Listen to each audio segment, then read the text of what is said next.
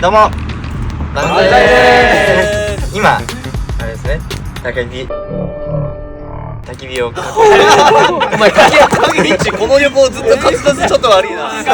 どうしちゃったんだよお前。普段噛まないのに緊張してんの。ちょっと緊張してるの。顔真っ赤なんだけど。どうしたの僕。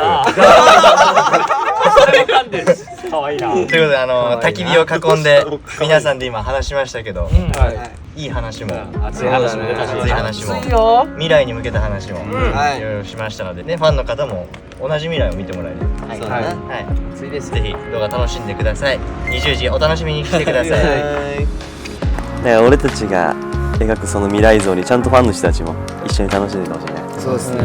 そこは守っていきたいね。そうですね。ハッピーが一番ですね。そう今日ここにみんなで来れてすごい良かったなって。みんな今幸せです。